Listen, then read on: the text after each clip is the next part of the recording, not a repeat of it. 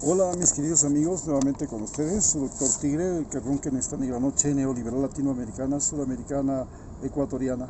Un consejero de internautas que hoy día les va a hablar acerca de cómo es la interpretación política de, lo, de la, podríamos llamar, cleptocracia de Guayaquil, encabezada por Guillermo Lasso, respaldada por Jaime Nebot y que tiene tras bastidores la presencia de el exportador Álvaro Noboa, que ya no va a participar, y Sagniay, que es el representante de Abdallah Bucaram en estas próximas elecciones.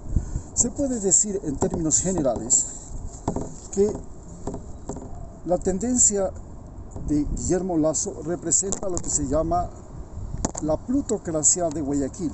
La plutocracia de Guayaquil comprende básicamente los terratenientes exportadores, con ellos Álvaro Noboa a la cabeza, tiene Bolita Banana, exportadora Noboa, y es el mayor terrateniente del Ecuador, con sus haciendas exportadoras de banana.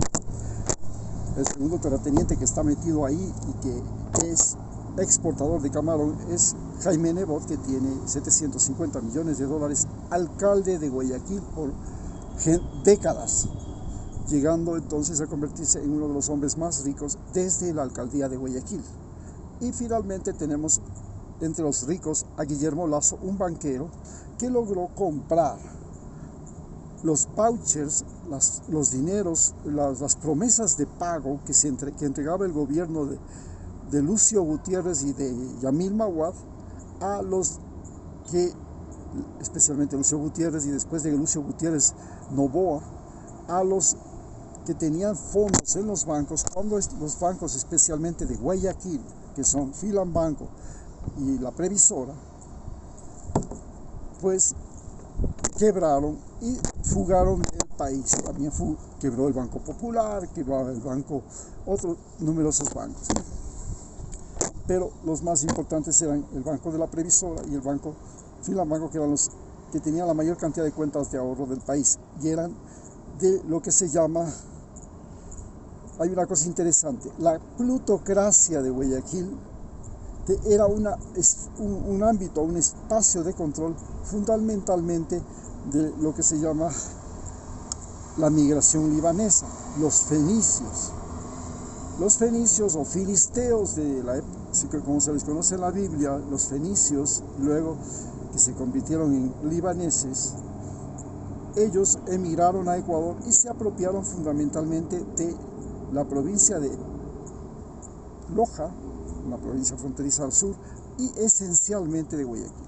Los judíos que emigraron a Ecuador, ellos se han apropiado fundamentalmente de la provincia de Pichincha, y hay un intermedio en la provincia de La Suay en que los dos grupos, los filisteos, o sea los fenicios, y los judíos, están siempre en contacto, en constante pugna. Los judíos aquí en Quito, pues los tenemos a los dueños de Supermaxi, los Wright, a los de las empresas de construcciones, Uribe Schwarzkopf, que además a los Deller, que tienen el equipo El Independiente. En cambio, en Guayaquil los más importantes son los Bucaram, como ya sabemos. Tenemos a los que fueron dueños de Filambanco, ¿no?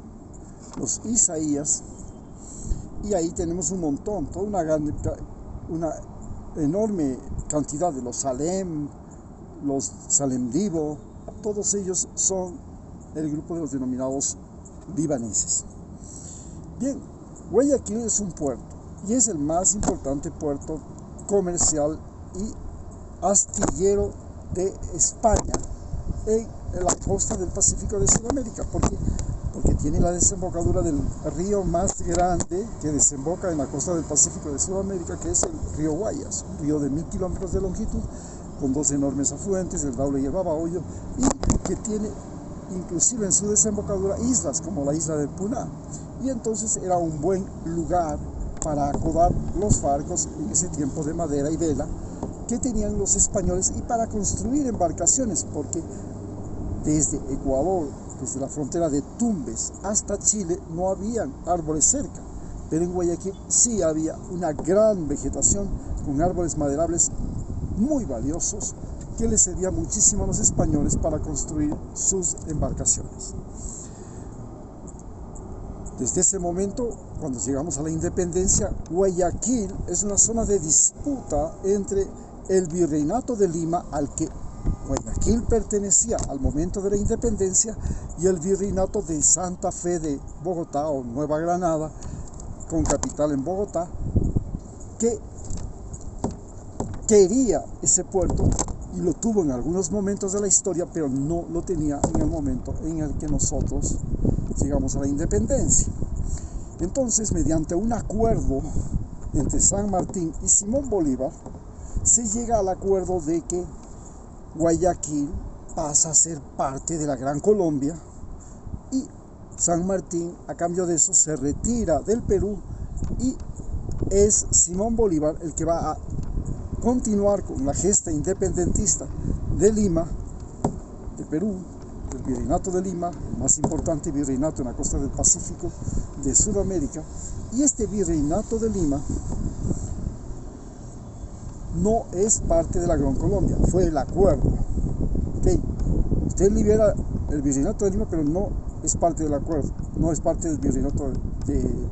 Entonces, bueno, el Virreinato de Lima comprendía Chile, Perú y Alto Perú, pero Alto Perú decide que es liberado pues Antonio José de Sucre también, igual que lo es liberado el Perú y lo que es liberado el Ecuador.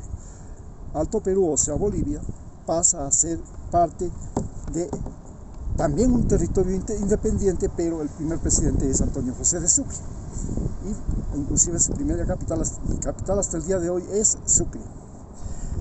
Esta es la forma como se estructura el poder en Guayaquil.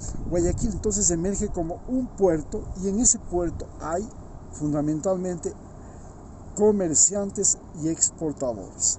Pero cuando se estructura como país, los exportadores se convierten en poder político igual que los comerciantes y luego los banqueros, porque muchos de ellos, estos banqueros, financiaban las exportaciones. Incluido ya desde antes, los mismos banqueros, ya en la época de los ingleses, inclusive financiaban la esclavitud.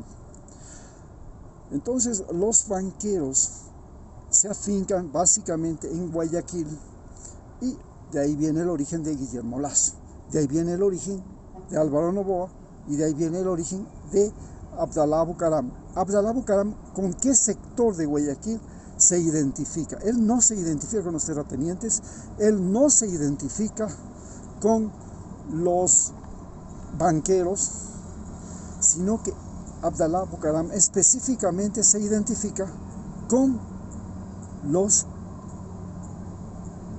contrabandistas, porque Guayaquil es el principal sitio de contrabando del Ecuador. Por ahí sale y entran los productos de contrabando, incluido el oro que sale de la provincia del Oro y todos los productos que entraban y salían sin pagar impuestos. Entonces su principal aliado, su principal amigo, Adum, que es ahora un millonario, era el capo mayor, el capo de la mafia de la bahía de Guayaquil. La bahía de Guayaquil históricamente es el centro del contrabando. Entonces, en ese lugar, la bahía de Guayaquil, el centro del contrabando en todo el Ecuador, prácticamente funciona como una área de libre comercio, pero ilegal, ¿no? En esta área de libre comercio, pues ahí no solamente que se venden cosas de contrabando, también se vende todas las cosas que se roban en Guayaquil y en el país. Y por supuesto ahora es una zona de narcolavado y es una zona de narcotraficantes. Por eso el gran lío y la mortandad que hay en Guayaquil, que ha habido en el Ecuador, han habido 100 muertos y la mayor parte de ellos en Guayaquil. Y recientemente, esta semana, han asesinado a un presentador de televisión, precisamente del canal de Guayaquil, de Ecuavisa. Esto es la situación donde estamos identificados. Cuando usted va a votar, Guillermo Lasso, usted va a votar por un banquero, pero este banquero, ¿qué hizo en Ecuador para tener una gran fortuna? Él no es heredero de esa fortuna, él no es como Álvaro Noboa, que es heredero de la gran empresa de su padre Luis Noboa Naranjo. Tampoco es como Jaime Nebot. Jaime Nebot no es heredero de nadie, su padre era un político pero no era rico. Él, en cambio, es heredero del municipio de Guayaquil y de León Febres Cordero, es heredero de un poder político. Y entonces, entre León Febres Cordero y Jaime Nebot han controlado el municipio de Guayaquil desde desde los años 80 hasta el año prácticamente 2010, más, hasta el 17, perdón, hasta el 2017, ustedes imagínense, lleva 40, el padrino de Jaime Nebot, el expresidente León Febres Cordero, y su sucesor, su siguiente, desde 1986 estamos hablando, y su sucesor, Jaime Nebot, han controlado prácticamente 35 años el poder en Guayaquil, y de ahí viene su fortuna. ¿Cuál era el negocio fundamental para Jaime Nebot y León Febres Cordero? Vale señalar que León Febres Cordero era un empleado de Luis Noboa Naranjo, y ahí comienza su vida como administrador de las empresas de Luis Noboa Naranjo. Pero luego su familia, la familia de León Febres Cordero, logra controlar el monopolio de la sal en Guayaquil, y entonces se convierte en un distribuidor, y ese monopolio de la sal, Crisales, la marca de la fábrica que todos conocemos aquí, es el que le ha hecho rica a esa familia y el que le lleva al poder a León Febres Cordero. En cambio, Jaime Nebot es hijo de un teniente político, de un jefe político que no era nadie, pero Velasco Ibarra lo nombra en uno de esos arranques ministro de gobierno, y como ministro de gobierno comienza a hacer fortuna en el momento en que logra controlar el tráfico de productos entre Ecuador y Colombia. Y entonces, cuando en Colombia faltaba arroz, él llevaba arroz a Colombia, y cuando faltaba arroz en Ecuador, traía de Colombia acá, y cuando faltaba azúcar en Colombia, pues llevaba azúcar de Ecuador a Colombia, y traía de Colombia a Ecuador. Por ese negocio que se hacía en la frontera, los negocios de frontera son los que le enriquecen al padre de Jaime Nebot. Luego Jaime Nebot, en la época de León Febres Cordero, se da la expansión de la industria del camarón y la apropiación indebida de manglares que eran propiedad de todos los ecuatorianos. Invaden los manglares, entre comillas, los vecinos del lugar, y van los millonarios y compran a los vecinos, a los invasores, y hacen sus camaroneras, y empieza la industria camaronera. Nebot es un empresario camaronero también, y la industria camaronera hasta 1999-98, que llega la famosa peste de la Mancha Blanca, es un negocio más rentable que el narcotráfico, tan rentable que los bancos, mediante una constitución, la de 1997, consiguen autoprestarse el dinero y lo invierten en camaroneras y prestando a camaroneros, y la otra parte comprando dólares, sacando los dólares fuera del país y volviéndolos a introducir cuando el precio del dólar subía.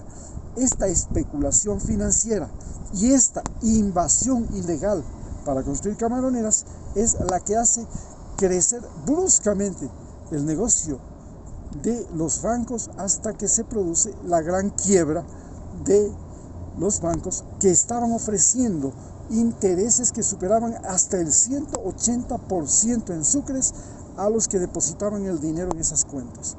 Cuando llega la peste de la Mancha Blanca, se produce la quiebra de las camaroneras y simultáneamente la quiebra de los bancos. Pero Jaime Nebot se queda con una camaronera y se convierte en el millonario que es ahora. León Febres Cordero y Jaime Nebot tenían otro negocio. El otro negocio es el negocio de la especulación de las tierras.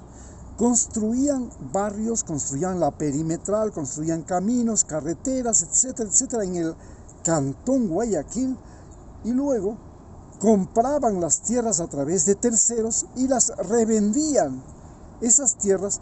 Y este mecanismo de compra y venta de tierras, donde el municipio, con la plata de todos los guayaquileños y de todos los ecuatorianos que financiábamos al municipio de Guayaquil, creaba plusvalía de las tierras, y una vez que creaban la plusvalía de las tierras, ellos compraban esas tierras, las vendían, y ahí viene la fortuna de Jaime Nebot. Si usted vota entonces por el banquero Guillermo Lasso, estaba también votando por Jaime Nebot, que es el socio en estas elecciones de Guillermo Lasso. Ya sabe por quién está votando: por un especulador de tierras, un invasor de manglares y un eterno dueño de Guayaquil. ¿Cómo logró seducir, cómo logró manejar León Febres Cordero y Jaime Nebot a Guayaquil? ¿Cómo convirtieron a Guayaquil en la ciudad de la mayor desigualdad social que existe en el Ecuador? Existe la mayor cantidad de pobres en condiciones deplorables, sin agua, sin alcantarillado, es decir, no saben dónde botar la basura, dónde botar las heces, no saben cómo lavarse las manos, tienen que pagar hasta por el bocado de agua para hacer la sopa con sobreprecio porque le traen tanqueros. Viven en barrios llenos de violencia, y esa violencia es intrafamiliar, en la calle, en el barrio, y origen de todas estas ahora sicariatos, origen de todas estas hordas de ladrones que invaden todo el país. Es en Guayaquil donde se cultiva la delincuencia que luego se reparte por todo el Ecuador. Este sitio donde los millonarios de Guayaquil pasan el fin de semana en Miami, tienen departamentos en Miami, tienen vacaciones en Miami, y Guayaquil es, en la 9 de octubre y en el Malacón, otro Miami, un Miami en el Pacífico. En ese lugar es donde se desarrolla esta especulación financiera que, cuando llega Guillermo Lasso, compra a los que quebraron, cuando fugaron los bancos, estos pequeños papelitos que daba el gobierno, y se enriquece y llega a tener 4.000 millones de dólares. Este robo que hace a todos los ecuatorianos, gracias a que él era el presidente de la Junta Monetaria, el que permitía a los bancos sacar los dólares y volver a meterlos, y era el que manejaba el Banco Central, el que hacía las devaluaciones para que nuevamente regrese el dólar y otra vez lo vuelva a salir, vuelva a sacar. Este señor que quiere ser presidente ahora es Guillermo Lasso. Entonces, tenemos ¿quién es Guillermo Lasso? Si usted vota por Guillermo Lasso, pero ¿quién es Abdalá Bucaram? Abdalá Bucaram es el origen. Ustedes ven desde el bigotito que tenía, pertenece a una generación de la posguerra que nace con un partido que se llama CFP. CFP es un partido fascista de Guayaquil, que los dirigentes del CFP creaban una denominada guardia de choque. Y esta guardia de choque, igual que creó Benito Mussolini, igual que creó Hitler, que se llamaban camisas negras, camisas pardas, la guardia de choque del CFP eran delincuentes sacados de la penitenciaría del Litoral, que es la peor cárcel del Ecuador. Y en ese lugar, de la penitenciaría del Ecuador, nace el CFP. Y el CFP, cuando muere Guevara Moreno, lo hereda un libanés que tiene relación con los banqueros libaneses, que además también están los Dasum, que son también libaneses, pero hacen básicamente una industria textil. Ellos también se apropian de la industria textil en la costa, mientras que la industria textil en la sierra es propiedad de los judíos, fundamentalmente de Deller, el dueño del equipo independiente, dueño del Hotel Colón, dueño del Quicentro, dueño del Centro Comercial San Luis en Sangolquí. Todas estas familias pugnan, los libaneses con los judíos. Este libanés, Abdalá Bucaram, no puede ser presidente luego de haber sido alcalde de Guayaquil, porque se descubre que no era nacido en Ecuador. Su hijo, que es Abdalá Bucaram, su hija, que es Marta Bucaram, tienen Asad Bucaram, que es el padre y que hereda este movimiento CFP, coloca en la presidencia a Jaime Roldós. Jaime Roldós es un presidente de la corriente se llama neoliberal, socialismo post-Allende. Llega en 1981 al poder, junto cuando llega el movimiento sandinista, y él se pone del lado del movimiento sandinista. Y por esto se dice que murió, que fue asesinado. Finalmente, entonces, tenemos que el presidente Asad Bucaram se toma entonces el poder mediante Jaime Roldós, pero luego hay una discrepancia entre los dos, y su yerno Abdalá Bucaram crea el movimiento que se llama el movimiento roldosista cuando muere Roldós. Y el movimiento roldosista es un movimiento de populismo de derecha, pero es un populismo, no es el populismo de derecha, es prácticamente el populismo de los pobres, pero sin ideología de izquierda. ¿Cómo es esto? Un populismo de los pobres sin ideología de izquierda. Se los explico ahora. Miren, los pobres en América Latina son pobres con ideología de izquierda y pobres con ideología de derecha. ¿Qué diferencia hay entre el pobre con ideología de izquierda? El pobre con ideología de izquierda sigue pensando que Fidel, que el Che, que Marx, que Lenin, que el socialismo les va a salvar. Y el pobre con populismo de derecha piensa que no hay nada más importante que Barcelona y Emelec, y que todo lo demás es vano, que lo único que realmente vale en esta vida es ser hincha de un equipo de fútbol y morir por ese equipo de fútbol. Y esta es la clave del populismo de Abdalá Bucaram. Abdalá Bucaram llega al poder y lo pierde en 6 meses, porque como venía de lo que se llama la Bahía de Guayaquil, coloca a su hijo para que dirija las aduanas, y el contrabando se convierte en la primera forma de enriquecimiento de la familia Bucaram, y su hijo llega a ser el primer $1.000.000 a los 6 meses de estar en el poder. Y en ese momento el Ecuador cae en cuenta que ha llegado un individuo que se adora a sí mismo, es absoluta y totalmente feo, es la representación más grotesca del feo del puerto principal. Su cara de piñas, su grosería al hablar, como una carretilla, sus gestos violentos y agresivos, lo hacen el ser más repugnante, pero representa al típico malo del barrio, al gritón del barrio de Guayaca. Y este gritón del barrio Guayaca, que representa esa escena, pues no tiene ningún empacho en subirse a una tribuna y comenzar a bailar rock and roll y a cantar música de los iracundos y a llorar y a patalear y a gritar, porque lo que le importa es ser un showman. Es un Calígula ecuatoriano.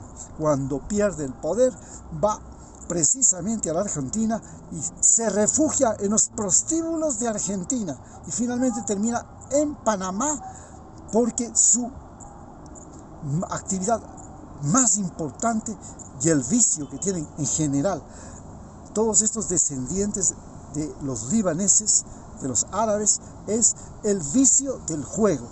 Entonces ahí tenía casinos, y cuando era presidente llega y no se hospeda en el Palacio de Gobierno ni en ninguna casa, nada. Se hospeda en el Hotel Casino Crown.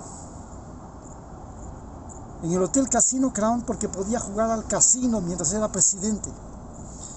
Y este es el candidato que ahora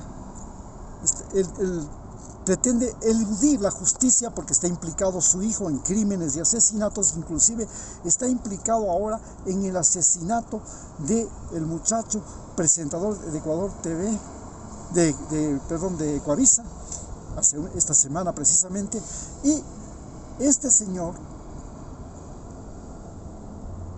para evadir la justicia, porque ha caído preso por los robos y especulaciones durante la pandemia en las compras que hace el Seguro Social, donde pone sobreprecios e inclusive saca los productos que compra para el Seguro Social a venderlos en la calle para tener más ganancia, y luego de eso cae preso y en este momento está siendo juzgado. Pero para evadir la justicia, con la inmunidad parlamentaria, se presenta de candidato por su partido, que se llama Fuerza Ecuador, con Sagniay, un individuo que presta su nombre, que seguramente no debe valer nada, para que la familia Bucaram salga bien librada y no termine en la cárcel. Si usted vota entonces por esa gente, usted ya sabe a lo que se atiene. Muchas gracias.